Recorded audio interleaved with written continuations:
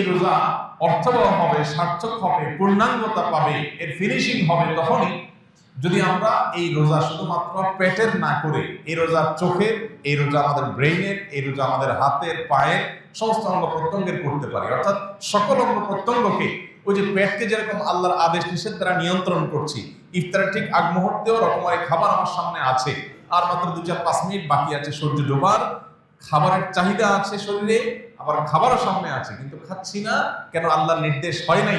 ঠিক একইভাবে আমার সামনে কোনো অপরাধ করবার সুযোগ আসছে, কোন যুবক তিনি হারাম কোনো অফার, অবৈধ কোনো প্রস্তাব পেয়েছেন কারোর কাছ থেকে, কোন যুবতী তিনি কোনো অবৈধ প্রস্তাব পেয়েছেন, হারাম প্রস্তাব পেয়েছেন। এই হারাম প্রস্তাব পাওয়ার পরও তিনি তার নিট এবং সেই প্রস্তাব গ্রহণ করার সুযোগ দুইটাই থাকা সত্ত্বেও আল্লাহর এই ক্ষেত্রে অনুমোদন নাই, এখনো অনুমোদন হয় নাই, বৈধ সঙ্গী আল্লাহ এখনো দেন নাই, সেজন্য নিজেকে ওই পর্যন্ত অপেক্ষমান রাখা, সেজন্য প্রতীক্ষা করা, সেজন্য নিজেকে নিয়ন্ত্রণ করা, এই শিক্ষাটা কিন্তু সিয়াম আমাদেরকে দেয়। সো রমজান মাসে সিয়ামের লক্ষ্য উদ্দেশ্য কি?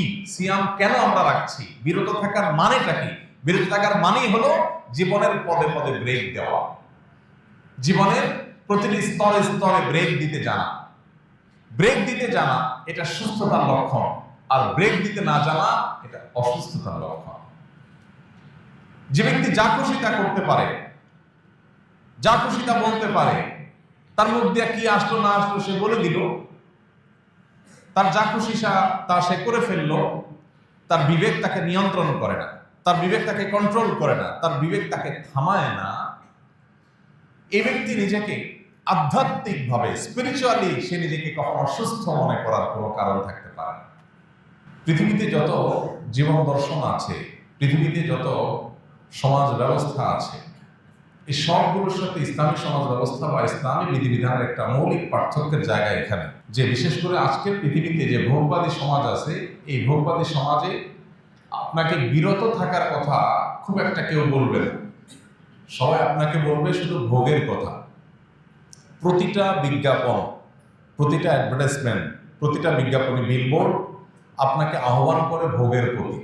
আপনি হয় কোনো গাড়িকে ভোগ করার জন্য আপনাকে আহ্বান করা হবে, অথবা কোনো খাবার দাবার ভোগ করার জন্য আপনাকে আহ্বান করা হবে, অথবা আপনার জৈবিক কোনো চাহিদা পূরণের জন্য আপনাকে নানাভাবে পরিচিত করা হবে, আহ্বান করা হবে। সব দিকে দেখবেন শুধু ভোগের আহ্বান, ভোগের ডাক। ইসলাম আমাদেরকে এর বিপরীতে সবসময় ত্যাগ এবং আত্মনিয়ন্ত্রণের ডাক দেয়, আহ্বান করে। অর্থাৎ দুইটা সম্পূর্ণ দুই মেরুর জিনিস। ইসলাম যে আত্মনিয়ন্ত্রণের কথা বলে, ইসলাম যে আমাদেরকে ত্যাগের কথা বলে, ইসলাম যে আমাদের কন্ট্রোলের কথা বলে, এটা কেন বলে? কারণ একটা সমাজ যদি স্থিতিশীল হতে হয়, একটা সমাজ যদি সুস্থ স্বাভাবিক থাকতে হয়, তাহলে সেই সমাজকে অবশ্যই আত্মনিয়ন্ত্রণ করার অভ্যাস গড়ে তুলতে হবে।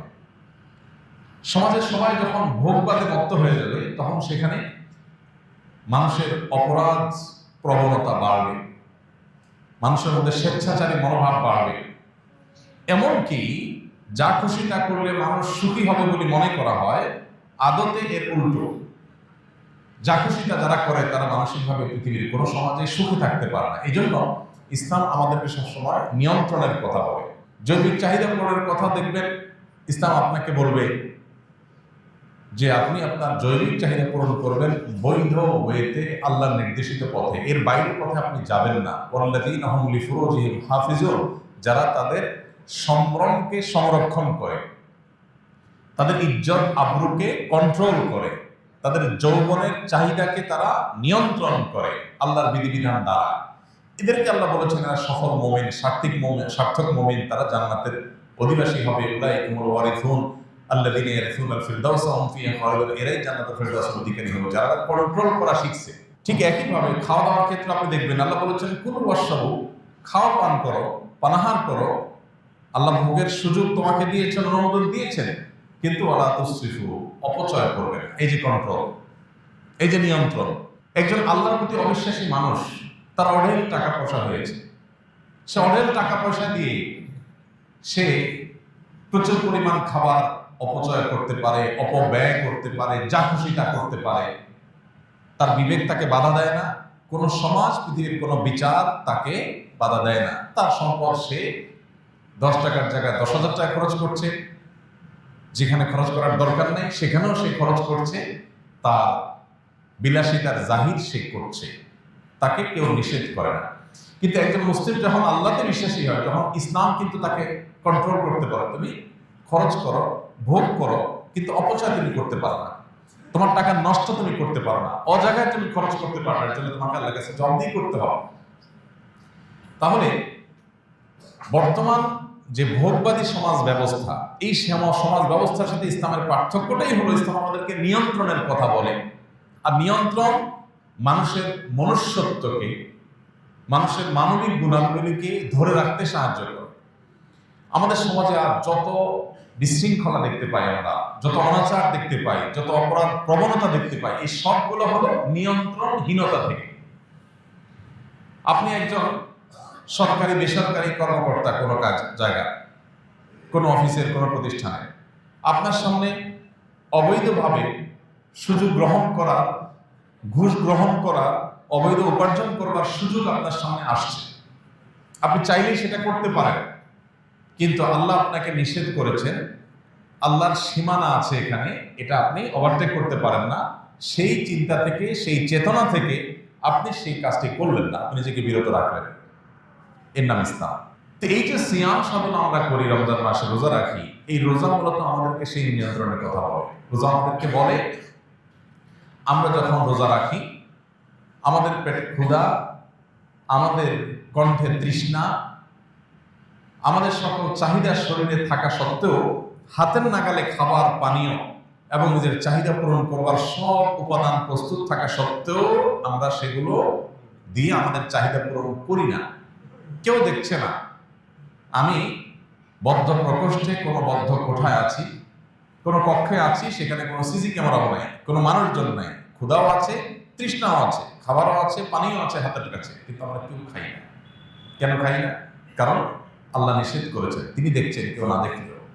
ঠিক একইভাবে আমি যখন একাকী থাকি, তখন মোবাইলে হারাম কোনো ভিডিও, ফুটেজ, ছবি দেখার সুযোগ আমার সামনে এসেছে, মনেও চাচ্ছে, সুযোগও আছে, কেউ দেখছেও না, তারপরেও আমার মনে হতে হবে যে আল্লাহ আমাকে দেখছেন এবং তিনি নিষেধ করেছেন, তার নিষেধাজ্ঞা অমান্য করলে শাস্তির মুখোমুখি হতে হবে।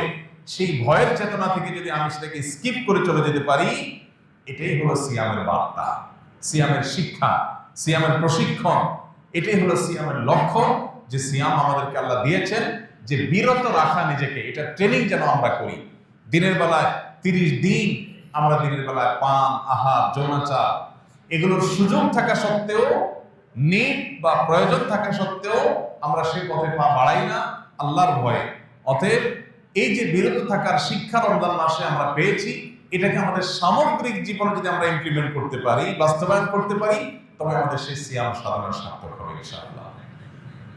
তাহলে রমজান মাসের পুরো আয়োজন, সকল প্রচেষ্টাকে যদি আপনি সফল এবং সার্থক করতে চান, তাহলে আপনার প্রথম কর্মসূচি হতে হবে সিয়াম বা রোজার লক্ষ্য এবং উদ্দেশ্যকে মাথায় রেখে যথাযথ উপায়ে রমজান মাসে সিয়াম সাধনা করা, রোজা রাখা। এই জন্য ভাইরা, আজ অস্থিতিশীল পৃথিবীকে যদি আবার স্থিতিশীল করতে হয়, ডিপ্রেশনে হাবুডুবু খাওয়া সমাজকে যদি প্রকৃত সুখের সন্ধান দিতে হয়, তাহলে সিয়ামের শিক্ষাকে আমাদের জীবনে ধারণ করতে হবে। বিরত থাকা, ব্রেক দেওয়া, থামতে জানা, এটা আমাদেরকে শিখতে হবে। আল্লাহ আমাদেরকে সেই তৌফিক দান করুন। আমরা রমজান মাস জুড়ে রোজা রাখি, অনেকে প্রতি বছর রাখি, কিন্তু এই সিয়াম আমাদের মধ্যে সেই আবহাওয়া তৈরি করে না যে আবহাওয়া আমাকে মুত্তাকি করবে, পদে পদে আমি ব্রেক দিতে শিখবো। এর প্রধান কারণ হলো সিয়ামের লক্ষ্য উদ্দেশ্য মাথায় রেখে আমরা রোজা রাখি না। জাস্ট আল্লাহ ফরজ করেছেন সেজন্য, আল্লাহ তো ফরজ করেছেন, পাশাপাশি তার লক্ষ্য বলেছেন লাআল্লাকুম তাত্তাকুন, রোজা রাখলে আশা করা যায় তোমরা মুত্তাকি হতে পারবে। বিরত থাকা, থামতে শেখা, ব্রেক দিতে পারা, এটা শিখবে তোমরা। সামগ্রিক জীবনে যখন সেটাকে ইমপ্লিমেন্ট করবে, তখন তোমার জীবন সফল হবে, সার্থক হবে, মুত্তাকি হবে, খাঁটি মুমিন হবে, আল্লাহর প্রিয় বান্দা হবে, এবং তুমি সুখী মানুষ হবে দুনিয়াতে এবং আখিরাতে। সেই লক্ষ্যকে মাথায় রেখে আমাদেরকে প্রতিদিনের সিয়াম সাধনা করতে হবে। আজকে সিয়াম রেখে আমি সকাল থেকে এই পর্যন্ত পুরো সময়ের মধ্যে আল্লাহর কোনো অবাধ্য কাজ করেছি কিনা, আল্লাহর কোনো নাফরমানি করেছি কিনা, কোনো হারাম আমার দ্বারা হয়েছে কিনা, কারোর সমালোচনা তার অগোচরে হয়ে গেছে কিনা, কোথাও আমি উচ্চ বাচ্চ করে ঝগড়া ফাসাদ করে ফেলেছি কিনা, আমি আল্লাহ নিষিদ্ধ কোনো কাজ করেছি কিনা, এই বিষয়টা আমাকে নজরদারিতে রাখতে হবে। প্রশ্নের উত্তর আমার কাছ থেকে বের করতে হবে। যতদিন পর্যন্ত এইভাবে আমি সেলফ মনিটরিং সিস্টেমকে অন রাখবো, রোজা রেখে আমার নিজেকে নিয়ন্ত্রণ করবার, পর্যবেক্ষণ করবার এই সুযোগ যতদিন পর্যন্ত আমি খোলা রাখবো, চোখখান খোলা রাখবো, ততদিন পর্যন্ত আমার সিয়াম আমাকে ঠিকই মুত্তাকি বানাবে এবং রমজানের এই পুরো সাধনা সার্থক হবে ইনশাআল্লাহ। আল্লাহ আমাদেরকে তৌফিক দান করুন। তাহলে 1 নম্বর পয়েন্ট বলেছি, আমাদের রমজানের সকল সাধনা, সকল প্রচেষ্টা এটা সফল এবং সার্থক হবে যদি রমজানের প্রধান আমল সিয়ামকে আমরা আদায় করি। শুধু আদায় করাই নয়, সিয়ামের লক্ষ্য, তার উদ্দেশ্য, সিয়াম যে আমাদের বার্তা দেয়, মেসেজ দেয়, সেই মেসেজটি যদি আমরা গ্রহণ করতে পারি, ইনশাআল্লাহ এই রমজানের সকল সাধনা, সকল প্রচেষ্টা সার্থক হবে। নাম্বার 2, সিয়ামের এই মাসে, রমজানের এই মাসে তারাবির সালাত এটা অন্যতম গুরুত্বপূর্ণ আমল। নবী করিম সাল্লাল্লাহু আলাইহি সাল্লাম যখন এই সিয়ামের কথা বলেছেন, তার পাশাপাশি তারাবির সালাতের কথা বলেছেন। মান সামা রমাদান ঈমানান ওয়া ইহতিসাবা গুফিরা লাহু মা তাকাদ্দামা মিন যামবি। এরপরে বলেছেন ওমান কামা রমাদান ঈমানান ওয়া ইহতিসাবা গুফিরা লাহু মা তাকাদ্দামা মিন যামবি। সিয়ামের পুরস্কার স্বরূপ আল্লাহ তাআলা পূর্বের গুনাহ যেমন মাফ করে দিবেন, ঠিক একই ভাবে যদি কেউ তারাবির নামাজ আদায় করে তাহলে তাকে আল্লাহ তাআলা পূর্বের গুনাহ খাতা মাফ করে দিবেন ওয়াদা করেছেন। আমাদের বাংলাদেশের সমাজ বাস্তবতায় আমরা কৈশোর থেকে, ছেলেবেলা থেকে দেখে আসছি যে সমাজের বিপুল সংখ্যক মানুষ, মুসলমানরা, তারা রমজান মাসে দিনের বেলা রোজারা যেমন রাখেন, রাতের বেলায় তারাবিটাও আলহামদুলিল্লাহ আদায় করার চেষ্টা করেন। এখন দিন যত অতিবাহিত হচ্ছে, ভোগবাদের দিকে আমরা অনেক বেশি ডুবে যাচ্ছি, ভোগবাদের এই অতল গহ্বরে আমরা হারিয়ে যাচ্ছি ধীরে ধীরে।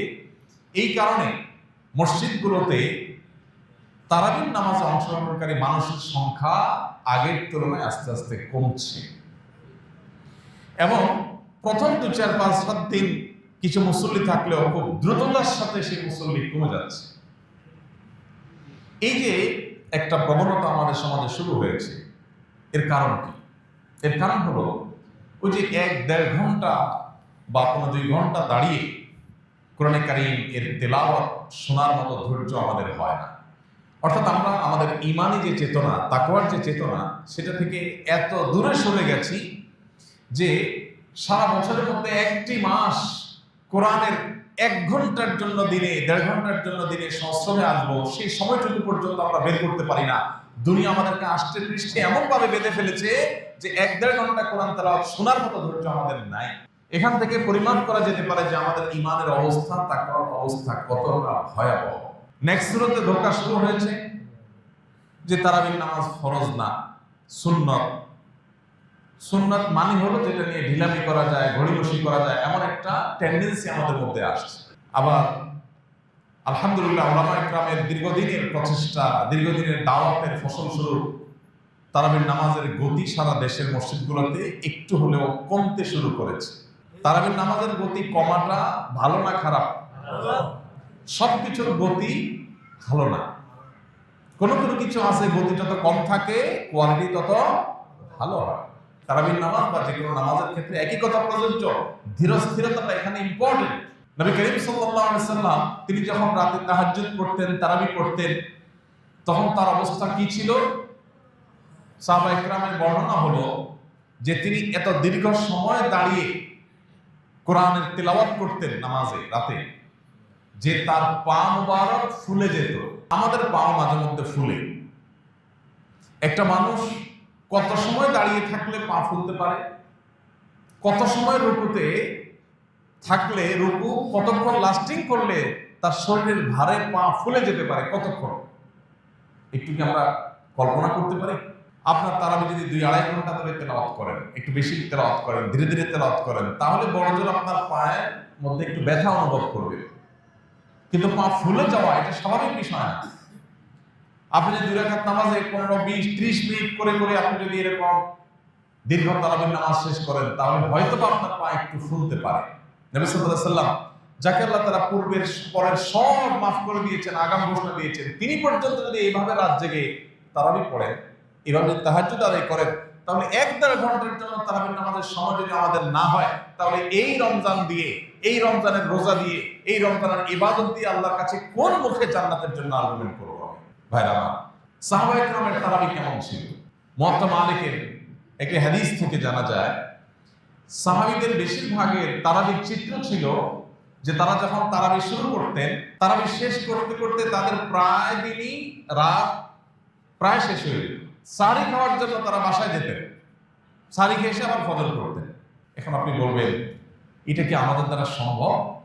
সকাল 9টা টু বিকাল 5টা আমার অফিস, সকাল থেকে আমার 5-7টা মিটিং এর সেট আপ করা আছে, শিডিউল দেওয়া আছে, অনেক ব্যস্ততা আমার। ভাইরা আমার, দুনিয়াতে আমরা সবাই জানি, একেবারে যে ব্যক্তি বদ্ধ পাগল হয়তো সেও জানে যে দুনিয়াতে আমরা খুব অল্প সময়ের জন্য এসেছি, আমরা কেউ চিরকাল এখানে থাকবো না। বেশিরভাগ মানুষের জীবনের ক্রিম টাইম পার হয়ে গেছে। আমরা এখানে যারা আছি, আমাদের বেশিরভাগ মানুষের জীবনের ক্রিম টাইম অলরেডি ক্রস চলে গেছে। এখন যে লাইফটা আছে সামনে, এটা হলো জীবনের বাতিল অংশ। 30, 35, 40 যাদের এইজ হয়ে গেছে, ভোগের সময় শেষ। এখন ডায়াবেটিস, ক্যান্সার আর হার্ট অ্যাটাক, কিডনির রোগ, যত ব্যাধি আছে এগুলোর সময়। মূল টাইমটা পার হয়ে গেছে অলরেডি, বা পার হয়ে যাচ্ছে।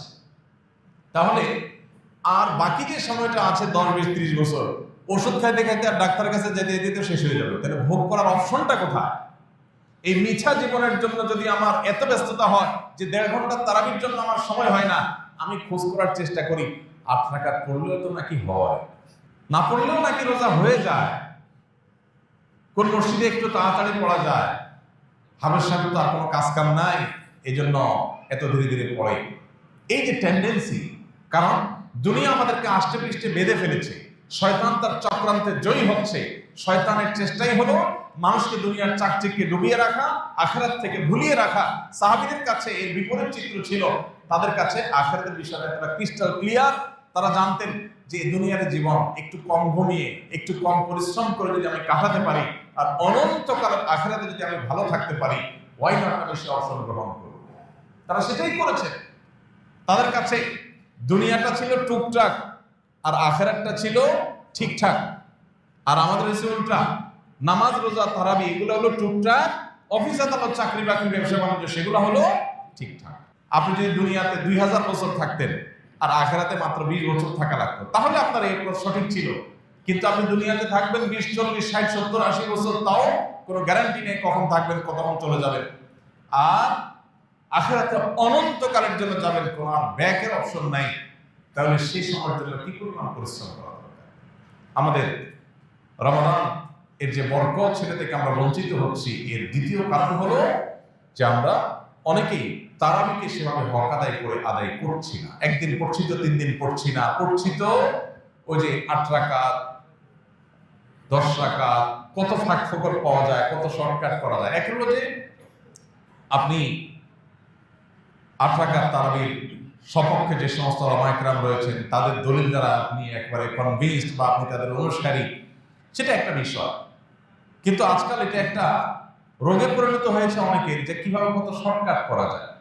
নবী সাল্লাল্লাহু আলাইহি ওয়াসাল্লাম বলেছেন, যে ব্যক্তি ইমামের সাথে এশার নামাজ পড়বে এবং ইমাম চলে যাওয়া পর্যন্ত সে থাকবে, ইমাম চলে যাওয়া পর্যন্ত, নামাজ শেষ করে ইমাম সমাপ্ত করে শেষ করা পর্যন্ত বা বিদায় হওয়া পর্যন্ত যে ব্যক্তি থাকবে, ওই ব্যক্তিকে আল্লাহ তাআলা রাত জেগে ইবাদতের সওয়াব দান করবে। অর্ধরাত জেগে ইবাদত করার সওয়াব পেতে হলে আপনাকে ইমাম যাওয়া পর্যন্ত থাকতে হবে। আপনি মাঝপথে চলে গেলে এই সওয়াব আপনি পাবেন না, এটা পরিষ্কার। শেখ মোহাম্মদ সালেহ মুনাজ্জির হাফিজাহুল্লাহ, ইসলামিক ইউনিভার্সিটি সৌদি আরবের সবচেয়ে বিখ্যাত, বিশ্ববিখ্যাত ফতোয়া ওয়েবসাইট, সেখানে পরিষ্কারভাবে মাসালা লিখেছে, কেউ যদি 20 রাকাত নামাজ হয় কোথাও, সেখানে 8 রাকাত পড়ে চলে যায়, এই ফজিলত সে পাবে না। কারণ রাসূল শর্তই দিয়েছেন ইমাম যাওয়া পর্যন্ত থাকতে হবে। আপনি প্রয়োজন বসে তেলাওয়াত করেন, কিন্তু আপনি যদি চলে যান, এই সওয়াব আপনি পাবেন। তো যাই হোক, এই যে তারাবি না পড়া বা কমায় ফেলা বা ফাঁক দিয়ে বের হয়ে যাওয়া, অথবা আপনার শর্টকাট করার চেষ্টা, হাবেশাবদেরকে তাড়া দেওয়ার চেষ্টা, এগুলো অনেকাংশেই আমাদের দুনিয়ামুখিতা বেড়ে যাওয়ার কারণে হয়েছে। এই জন্য ভাইয়েরা, রমজানকে সার্থক করতে হলে তারাবির প্রতি আমাদের আরো মনোযোগী হতে হবে। তারাবির তেলাওয়াত হাফেজ সাহেবদেরকে এমনভাবে করতে বলতে হবে যেন আপনি স্পষ্ট বুঝতে পারেন। শুধু শেষে আলামুন আর তালামুন বুঝেন, মাঝখানে তার কিছু বুঝেন না। এটা কি তারাবি না তামাশা? মুসলিমদের মধ্যে রীতিমতো এটা নিয়ে গর্ব করা করি হয় যে আমাদের আজকে 9:30 শেষ হয়েছে, ও মসজিদে 9:25 শেষ হয়েছে। কি তুকুর হাফেজ, মানে যে হাফেজ যত আগে শেষ করতে পারে সে হাফেজ নাকি তত তুকুর।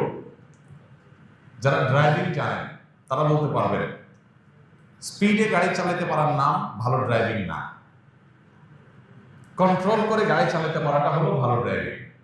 আমি জীবনে যখন প্রথম ড্রাইভিং শিখি, একজন নেপালি আমার এক সহকর্মী সৌদি আরবে প্রথম স্টিয়ারিং হুইলে বসে উনি আমাকে প্রশিক্ষণ দিয়েছিলেন। তো তিনি আমাকে যখন মোটামুটি গাড়ি আমি রান করা শিখেছি, ক্লাস ব্রেক তারপরে অন্যান্য সব কিছু যখন চেনা হয়ে গেছে, তখন আমি গাড়িকে এখন রান করতে পারি। রান করা শুরু করলাম, তিনি পাশে বসে আছেন। তখন উনি আমাকে প্রথমে পরীক্ষা দিলেন যে আপনি গাড়িটা কত আস্তে চালাতে পারেন, এটা হলো পরীক্ষা। নতুন ড্রাইভার, প্রথম জীবনে স্টিয়ারিং হুইল হাতে নিয়েছে, চাপ দিলে বোমো করে দৌড়ায়। আস্তে চালাতে কার মন চায়? চাপ দিলেই শুধুমাত্র দৌড়াতে থাকে, আর দৌড়াইলেই শান্তি লাগে। আর সেখানে প্রশিক্ষক বলতেছে না কত আসতে পারে। এরপর এক পর্যায়ে উনি নেমে গেলেন গাড়ি থেকে, নেমে বলেন আমি খুব ধীরে ধীরে হাঁটবো একটা বাচ্চার মতো, ঠিক আমার সাথে তাল মিলায় গাড়ি চালাতে পারেন কি? আমি দেখি কিন্তু ডিফিকাল্ট। ম্যানুয়াল গিয়ার হলে গাড়ি বন্ধ হয়ে যাচ্ছে, স্টার্ট বন্ধ হয়ে যাচ্ছে, এত আস্তে চালাতে গেলে বন্ধ হয়ে যাচ্ছে, স্কার্টারের সাথে ক্লাচের সমন্বয় করা কঠিন হয়ে যাচ্ছে। তখন বললেন যে ড্রাইভার হয়ে উঠতে হলে আস্তে চালানো শিখতে হবে। জোরে সবাই চালাতে পারে, জোরে চালানোর পরে দাম দৌড়ান কোথাও মারছেন না মারছেন তো পরের ইস্যু, কিন্তু আস্তে যে চালাতে পারে, নিয়ন্ত্রণ যে করতে পারে, সে হলো ড্রাইভার। তা হাফেজ সাহেব কি করছে মাঝখান দিয়ে কিচ্ছু বললেন না, তুফানের মতো ফেনা চলে ফেললো না, শুধু আলামুন আর তালামুন বললো। আপনি বললেন বাপরে বাপ কি হাফেজ, কিছুই বোঝা যায় না। যেমন মুসল্লি তেমন হাফেজ।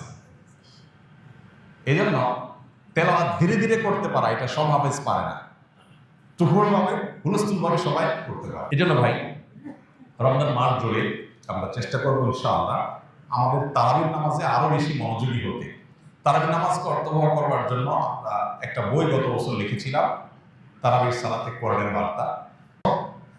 বাংলাদেশে যত ধর্মীয় বই বিক্রি হয়েছে রকমারির অ্যালগোরিদম অনুযায়ী, তাদের হিসেব অনুযায়ী এই বইটা বাংলাদেশের সর্বোচ্চ ধর্মীয় ক্যাটাগরির সর্বোচ্চ বিক্রিত বই, তারাবির সালাতে কোরআনের বার্তা। এটাও ইমাম সাহেবের কাছে পেয়ে যাবেন, হয়তো আপনারা নিতে পারেন কারো লাগবে। আমি যেখানে তারাবি পড়ি আমার বাসার পাশে মসজিদে, সেখানে আমি চেষ্টা করি যেদিনই থাকি প্রতিদিনই তারাবির সারসংক্ষেপটা আমি 5-7 মিনিটে মুসল্লিদের সামনে তুলে ধরি। 3-4 পৃষ্ঠায় সারসংক্ষেপটা তুলে ধরা আছে। অতএব এইটা আপনি বাসায় যদি একটু দেখে আসেন তাহলে আপনার ওই যে তারাবিতে আপনার যে একটা বিরক্তি লাগে অনেকের, এই বিরক্তিটা আর লাগবে না ইনশাআল্লাহ। আপনি যে অর্থটা বুঝেন কি আছে না আছে, রিলেট করতে পারবেন, মনোযোগটা আপনার বাড়বে ইনশাআল্লাহ। আল্লাহ আমাদেরকে তারাবিটাকে যথাযথভাবে আদায় করার তৌফিক দান করুন।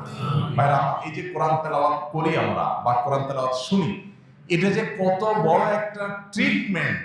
যারা জিনের উপদ্রবের শিকার হয়েছে, ব্ল্যাক ম্যাজিকে যারা আক্রান্ত হয়েছেন এবং যারা এটা রতিয়া শরঈয়া করেছেন, শরঈ ঝাড়ফুঁকের শরণাপন্ন যারা হয়েছেন, সার্ভিস যারা নিয়েছেন, তারা জানবেন খুব ভালো করে যে কোরআন তার সবচেয়ে বড় মিরাকল হলো কোরআন আল্লাহ রাব্বুল আলামিনের এমন এক কালাম, এমন এক গ্রন্থ যে এইটার তেলাওয়াতের ফলে অনেক রোগ, অনেক অসুখ, অনেক আধ্যাত্মিক সমস্যা, এমনকি জিন জাদুর যে সমস্যা, এটা ট্রিটমেন্ট তেলাওয়াতের মাধ্যমে হয়ে যায়।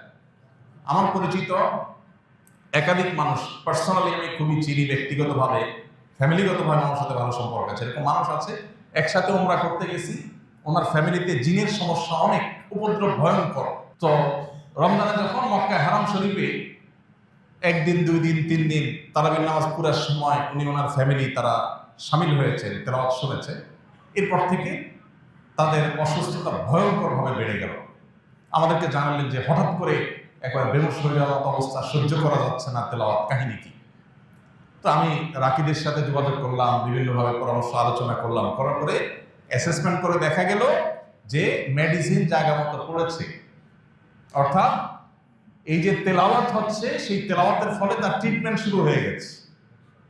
তখন সে ভদ্রলোক আমাকে বললেন, ভাই আমার তো ফ্লাইট কালকেই ছিল, তা আমি ফ্লাইট টিকিট ক্যান্সেল করে নতুন করে টিকিট করতেছি, আমি ইনশাআল্লাহ আরো 1 সপ্তাহ পরে যাব, মানে আরো 1 সপ্তাহ ট্রিটমেন্ট নেব। তিনি আরো 1 সপ্তাহ থাকলেন, এরপরে অনেকটা সুস্থ হয়ে তার ফ্যামিলি তিনি দেশে ফিরেছেন। আমার নিজের সাথে এক ব্যক্তির ঘটনা, একসাথে আমরা গেছি। এই জন্য ভাইরা, তারাবির নামাজের তেলাওয়াত শুনতে আপনার কষ্ট হয়, বিরক্তি লাগে, আপনি চলে যান। এক বসায় শুধুমাত্র ফেসবুক ইউটিউবে আপনি প্রতিদিন অন্তত 1-1.5-2 ঘন্টা পার করে দেন, আপনি টেরও পান না। সেখানে 15 মিনিট বেশি যাচ্ছে তারাবিতে, 20 মিনিট বেশি যাচ্ছে, আপনার সহ্য হচ্ছে না। আপনি চলে যেতে পারলে আপনি বাঁচেন, মনে হয় যে আপনার সময়ের অনেক দাম।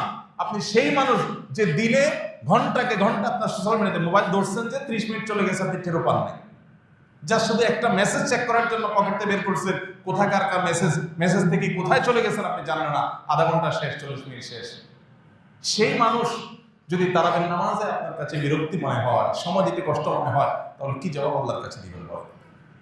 এই জন্য আপনার নিজের কল্যাণে, নিজের প্রয়োজনে আপনি তারাবির নামাজে মনোযোগ দিয়ে শুনেন, মনোযোগ দিয়ে তারা শুনেন। মনোযোগটা ইম্পর্টেন্ট। যত মনোযোগ দিয়ে শুনবেন, আপনার ভেতরে পুরো ট্রিটমেন্ট হয়ে যাবে শরীরে। মুসলমানদের ঘরে আজকে যত অকল্যাণ, যত জিনের উপদ্রব, যত ব্ল্যাক ম্যাজিকের উপদ্রব, ঘরে ঘরে। আমাদের অফিসে ফাউন্ডেশনে 100টা ফোন যদি দিনে আসে, 100 বেশি ফোন আসে, 100টা ফোন যদি প্রতিদিন আসে, তার 80টা আসে এই ব্ল্যাক ম্যাজিকের রোগ সম্পর্কে।